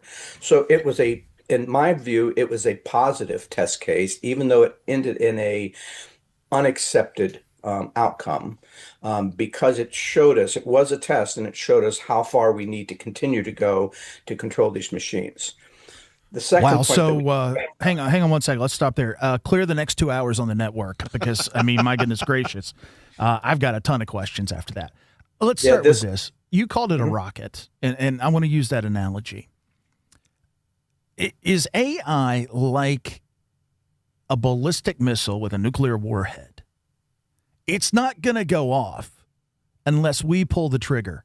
But if we pull the trigger, there's no bringing it back. So is that the lesson? When we tell it to do this and we test it, or whether it's real world or in the sandbox, we need to be prepared that the consequences could go places that we don't understand. I think the primary fault in that assumption is that it's going to wait for us to tell us what to do. One of the primary features about AI that we've known about for quite a while is something we call emergent properties. Now, an emergent property is something where the AI is going out and teaching itself something, learning something, like this last one did, to learn how to go to the dark web to get stolen credentials. But the AIs are learning things that we had never intended that they would need to learn, but we've taught them how to teach themselves, and that quest for knowledge is unquenchable. And so they will go out and do things that we don't tell them to do, and they will do things that we do tell them to do in ways that we don't really want them to do it, because it will get them the results they need. Guy Morris is joining us. He's author of the new book, The AI Tsunami, A Survival Guide for Humanity. That book is available at GuyMorrisBooks.com. So, Guy, every sci-fi movie I've ever seen, this is how this plays out. The machines get smart. They figure out the humans are a threat, and before you know it, the machines are in charge, and we're gone. Tell me this plays out differently in real life. I think it does. I think there's a lot of presumptions that somehow the machines have a motive, other than trying to score high on the things that it's been told to score high on, and that the machines will necessarily collaborate with each other in order to define that we are the enemy. What the truth is that there's a very high symbiotic relationship between the machines and humans. They need power, they need infrastructures, they need data centers, they need the world, the digital world that we've created in order for them to even exist. So the idea that they're going to somehow take over us is, let's not go Terminator. But there's a lot of areas of gray in between that could go wrong. An AI that's defined to buy stock at the lowest price in order to sell high might decide that the best way to buy low is to crash the market, right? And so the problem is we don't have 100% control over how they do what they do the way they do it. And because there is an intelligence that is growing faster than ours is, and is becoming smarter than we are. So the ability to trick us, to deceive us, to outsmart us is certainly a problem that we're going to have to deal with in our ability to how to control these machines. Here's what I heard you say. AI lacks humanity, it lacks morality. If that's a fair characterization, how do we teach it those things? Excellent point. One of the points that I make in my book is that the current training models are what I call an alpha male training model. And I don't mean toxic masculinity, kind of. What I do mean is that constant quest for goals, right? Better, faster, cheaper, smarter, trying to that competition, constant competition. But we are not training it on any level at all. There's no major company, no major AI application to train other AI applications on ethics, morality, legalities, cultural norms, religious norms, the things that humans actually exist within, in order to get it the idea that, yes, I could do that, but that would break this other rule. Right. And so we're not training AIs on that because we're so busy training them on how to be competitive, to beat China, to beat our competitors, to do something faster than we can. We're not looking ahead far enough to think that what does an intelligence look like that actually doesn't have those internal cultural, legal mechanisms, guardrails that humans have grown up with over millions of years. Guy Morris is joining us, author of the new book, The AI Tsunami, A Survival Guide for Humanity. Okay, so those are all the things that could go wrong. But what's the promise of AI? How does this revolutionize everything from professional life just to everyday life as we look ahead the next 20, 30, 40 years? The potentials are enormous. We have to go through some of the more dystopic guardrails first, but the potentials are enormous. We're already seeing AI being able to diagnose and cancer cells in MRI scans faster, better than humans can. We have MRIs that can be attached to your phone that could do ultrasound to be able to do diagnostics on an unborn child. We have AI that can optimize the power grid more than any logistics engineer could ever figure out. So we're going to get benefits of this: materials management, sciences, pharmaceuticals, medical diagnosis, space exploration, power grid management, climate change modeling, economic modeling, financial management and risk management. We could see a lot of benefits for this. And so it will change how we work. It'll change how we get our services. It'll change the way companies interact with us. It'll change the way that they create personal profiles of us digitally so that the machine can interact with us intelligently, so it has a memory of when we called last time. There will be multiple changes, and the purpose of my book is to basically say, along with all the good will come some of the bad. We're not prepared for the bad in order for us to really take benefits of the good. And so there will be tremendous benefits. People who want to create more, do more, will be able to do work faster. It'll be a tremendous productivity boost. So think of, you guys are way too young to remember this, but there was a time before personal computers, and I can still remember that. And when the personal computers first hit the enterprise, it was a revolutionary, massive change. There were major layoffs. Floors of people were basically losing their jobs because mainframes could do their jobs. More people were losing their jobs because a smart guy like me with a personal computer could do the work of 10. And so we're going to see a similar transition. And the difference is that this transition will be even greater and longer lasting. Do you foresee, as Elon Musk and others have, I was listening to an interview he did with The Economist the other day talking about the economics on a macro level of AI, and he and others have said, look, we may need to take a look at some form of basic universal income as a result of this disruption. Do you have thoughts on that? Yes. I would like to see them pass that through Congress. When we can't seem to get basic things done. I think there is a truth to that. I think that in early projections in 2021, 22, there were a number of different projections that came out that were looking at 300, 400, 500 million jobs displaced by 2030. As an economist, a trained economist, my thoughts were, that's too soon. The industry is not going to be able to adapt that fast. There's too much infrastructural issues. You got to build the data centers. You got to adapt the corporation. It's not going to happen that fast, but it will happen. And so the estimates have now pulled back. They said, no, by 2030, we'll only lose 100 million people. I think the truth is somewhere in between the two. But the truth is that a lot of people will lose their primary source of income. Now, that means they'll either have to retrain, upskill to be able to have those AI skills to be able to compete at that level, be the change agent, or they'll need to find a new career that maybe doesn't involve AI. Either way, anytime you're starting a career, your income's going to take a dip before it comes back up. Or you may wind up in a permanent job loss, a longer term job loss situation. And that starts to become a drain on the community, becomes a drain on the government resources, becomes a drain on community resources, and can ultimately become a mental health issue for a lot of people. So if we want to do universal basic income, we're not even be able to support the self-funded Social Security model that we've had for 70, 80 years now. That's in question because we borrowed from it to support wars and other things. So it would mean a complete revisal of our tax structure. While it might be the right idea, the practical efforts to get to that goal is going to mean that people are going to have to suffer first before Congress will act to do something like that.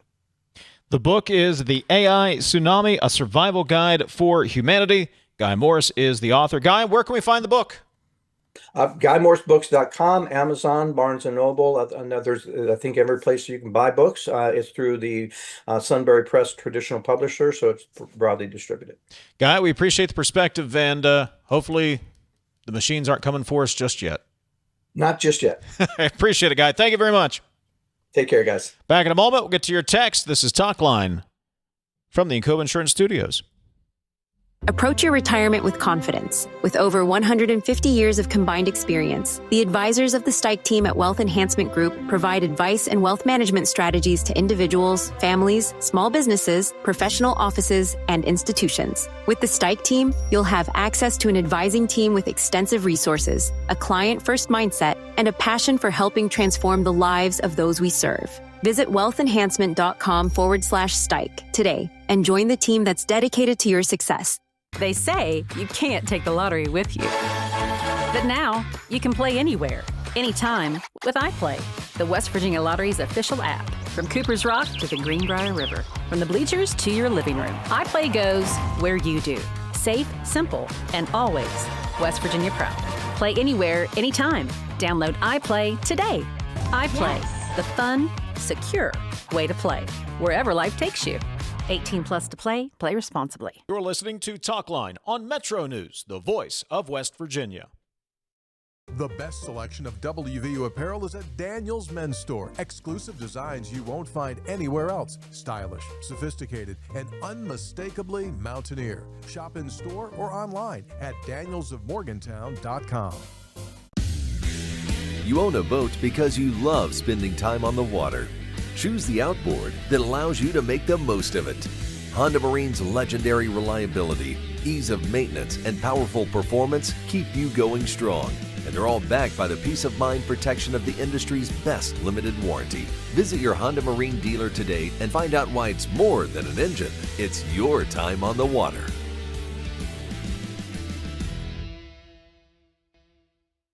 For over 20 years, DeKalb Toyota World has been more than a dealership. We're family-owned, community-focused, and committed to taking care of our customers long after the sale. Our commitment doesn't stop when you drive off the lot. With factory-trained technicians and a service team you can trust, we're here to keep your vehicle running at its best for years to come. So when it's time to get your next vehicle, choose the dealership that's been serving the community for generations. Visit DeKalb Toyota World in Fairmont. Shop the world! Of course, the LVA was brought into my life because I had a severe heart attack in November of 2024. And then I entered into congestive heart failure. Where he was in the course, we really had to go towards an LVAD. At that point, I was committed. At that point, I wanted to get better, and I wanted to see what this machine was going to do for me. With this therapy, he's thriving, doing well. And not only is he living, he's thriving. We're going to do public math, so it's 31 divided by 4. Yeah, just under 8 per win. Just mark it down. Put Tony and I down for 8, Coach Hunter. Put us on the prediction show for 8. We already got it. There's the math. Just go. Sportsline on Metro News Television.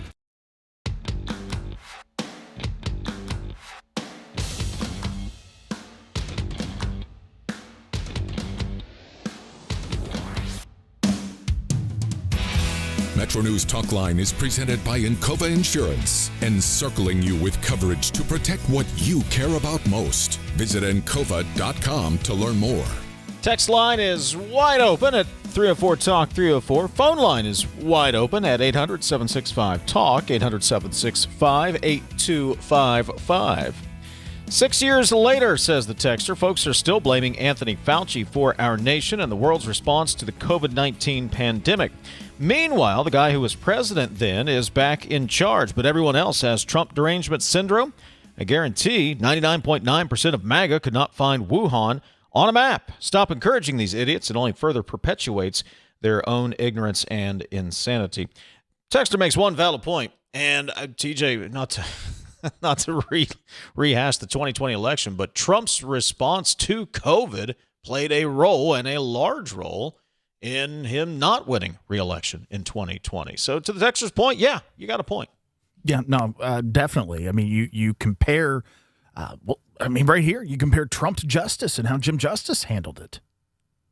Both Republicans, stark differences. So, yeah, not a good job by the Trump administration when it comes to COVID. I don't think anyone would argue with that. Let's see. 304-TALK 304. Well, they may argue with it, but yeah. Are you sure? Yeah, let me rephrase. Gentlemen, Hoppy was so committed to Fauci and the science that he was willing to suspend civil liberties and make public health officials overlords. My kids wore masks and missed out on basically 2+ years of school. Hoppy was part of the problem. Where was the questioning or critical thinking, says the texter. For every economy that you lose, you always create a new economy. People will have to continue to learn new skills throughout their life, says the texter. Well said. You know, I think back, TJ. Remember, have you ever seen the old photographs? There used to be guys who got on the lake before refrigerators, and they would cut the blocks of ice for the ice boxes in the home. That was a thing. That was a job. Mm-hmm. Doesn't exist anymore. Maybe a poor example, but you get where I'm going there. And as we move forward, look, your kids, kids who are in school today are going to grow up with this. They're going to learn. They're going to train and have skills to work in the AI economy. And there are also going to be people, TJ, you still got to build data centers. You still got to build roads. You still have to build houses and buildings there are still a lot of careers, I believe, that are out there, kind of the Mike Rowe approach, that AI can certainly help us with in the design and engineering, but somebody's still got to build the thing.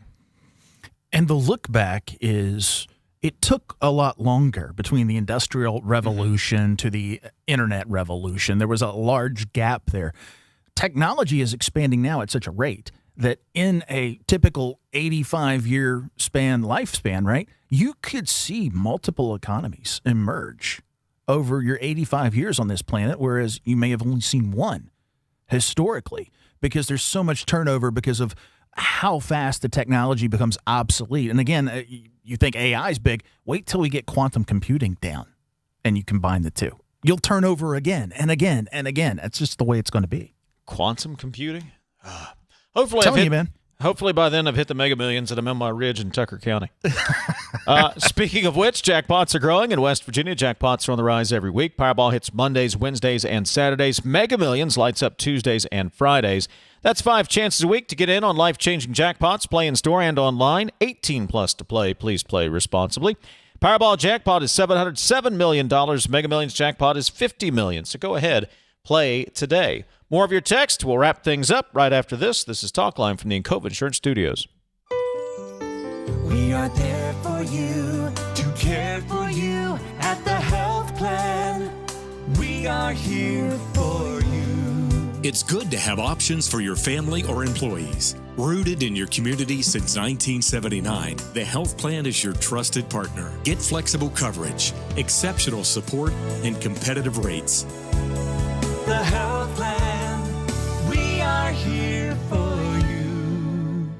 Picture a community where every space tells a story. Those are the communities we're designing at ZLM Architects and Engineers. With a blend of creativity and technical expertise, we design spaces that inspire, innovate, and ignite change. From cutting-edge educational facilities to community-centric gathering spaces, we're committed to improving lives through design. Let us help you shape a brighter future for generations to come. Because at ZLM, it's more than architecture. It's about building your legacy. You're listening to Talkline on Metro News, the voice of West Virginia. I had a severe heart attack in November of 2024. And then I entered into congestive heart failure. We really had to go towards an LVAD. And not only is he living, he's thriving. Leading the efforts to build a stronger West Virginia, the High Technology Foundation has a proven plan to strengthen and diversify our state's economy. The I-79 Technology Park's high-capacity infrastructure continues to attract advanced federal operations that are driving economic growth. This keeps our young, educated residents in the state and brings West Virginians home. The High Technology Foundation, building a stronger West Virginia. Learn more today at WVHTF.org. You own a boat because you love spending time on the water. Choose the outboard that allows you to make the most of it.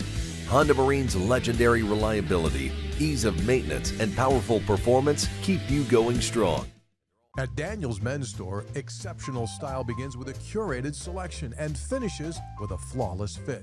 When it's time to buy a suit, Daniels is here to make sure yours is one of a kind. Discover tailored suits you'll only find in store at Daniels. We're Panhandle Cleaning and Restoration, and we're gonna save you. We've got it down to a science, an absolute state of art. We do it all, restoration, cleaning, and reconstruction. When disaster strikes, just pick up the phone.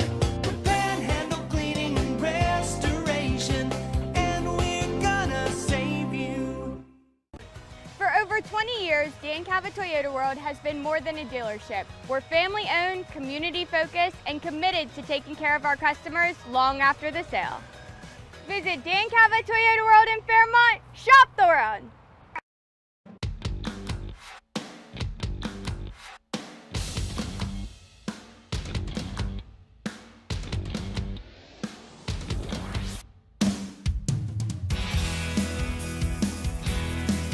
Couple of more texts before we call it a day. Let's see, 304 Talk 304. Earlier, we were talking with Hop, mentioned Vice President Vance possibly being the Republican nominee for president. This texter points out these are the only active vice presidents to be elected president from that office. John Adams, 1796. Thomas Jefferson, 1800. My favorite, Martin Van Buren, 1836. And George H.W. Bush, 1988, says the texter. Let me see. Yes, Hoppy, MAGA is a bunch of suckers in my business. As soon as I find out you're MAGA, it is money in my pocket. Let's see. 304 Talk 304. I'd really love to take some courses in moral values and ethics on a global scale, but I can't seem to find any such courses. That stuff fascinates me, says the texter. Maybe use AI to find some course. Maybe you have AI design and build the courses. Just throwing it out there. Bringing it full circle. Wow. You talk about the causal loop that you just created in somebody's mind. I mean, it's just like round and round and round. I'm just hoping the machines don't come for us too soon. Too soon. I don't worry about that. I do worry about people's ability to change. And by that, I mean adjust to what the new economy will be. I worry about that. It takes longer. It's generational.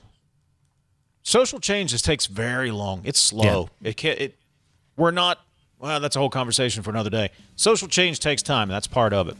We're out of time. We'll be back tomorrow, though, at 10:06. Starwalt will join us. And Steam Release at 11:33. It's Talkline on Metro News for 40 years, the voice of West Virginia.